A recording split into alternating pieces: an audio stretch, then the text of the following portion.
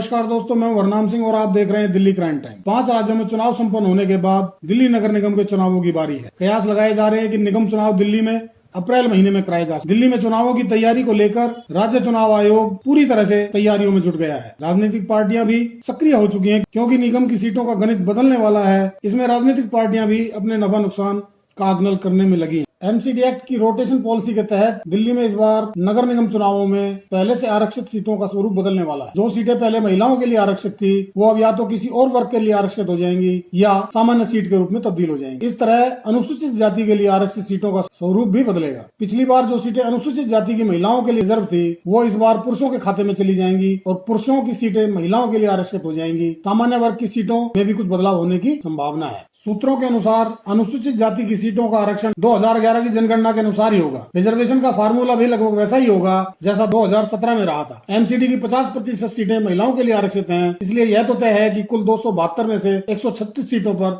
इस बार नए उम्मीदवार उतरेंगे। इसी तरह पूरे निगम क्षेत्र में अनुसूचित जाति की जितनी आबादी है उसके 26% के हिसाब से तीनों निगमों में अनुसूचित जाति की सीटें रिजर्व की जाएंगी। पिछले हफ्ते राज्य चुनाव आयोग ने इसी मसले पर चर्चा के लिए सर्वदलीय बैठक बुलाई थी और सभी राजनीतिक दलों को सीटों के बदलाव के संबंध में सोमवार तक अपनी राय देने के लिए कहा। चूंकि यह बदलाव एक तय प्रक्रिया के तहत हो रहा है, ऐसे में राजनीतिक दलों के पास इसे स्वीकार करने के अलावा और कोई चारा नहीं है। यही वजह है कि पार्टियां सीटों के आरक्षण के नए फार्मूले के हिसाब से अपनी रणनीति बना रही हैं।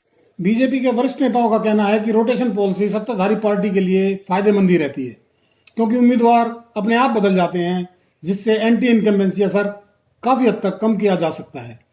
साथ में जिसका टिकट कटता है उसकी नाराजगी मोल लेने का रिस्क भी कम हो जाता है क्योंकि सीट का स्वरूप भी बदल जाता है। यही वजह है कि बीजेपी इस बदलाव को सकारात्मक तरीके से देख रही है। पार्टी सूत्रों का कहना है कि जिस तरह पिछली बार सारे पुराने पार्षदों को टिकट काटकर नए लोगों को टिकट दिए गए थे, वैसे इस बार नहीं करना पड़ेगा क्योंकि सीटों का स्वरूप बदल जाने से ज्यादातर सीटों पर वैसे ही नए उम्मीदवार खड़े करने पड़ेंगे। सूत्रों से पता चला है कि बीजेपी इसका फायदा उठाते हुए कई सीटों पर उन पुराने पार्षदों को भी फिर से मौका दे सकती है जिसके टिकट पिछली बार काट दिए गए थे। इससे उनकी नाराजगी भी कम हो सकेगी और अगर पार्टी फिर से सत्ता में आती है तो निगम को अच्छी तरह चलाने में उनका अनुभव भी काम आएगा। इसके अलावा कुछ ऐसे वर्तमान पार्षदों को फिर से मौका मिल सकता है जो युवा और मेहनती हैं, जिनमें योग्यता है और जिनके जीतने की संभावना सबसे ज्यादा है। महिला उम्मीदवारों का चयन जमीनी स्तर पर उनके कामकाज और योग्यता और जीतने की क्षमता के आधार पर किया जाएगा।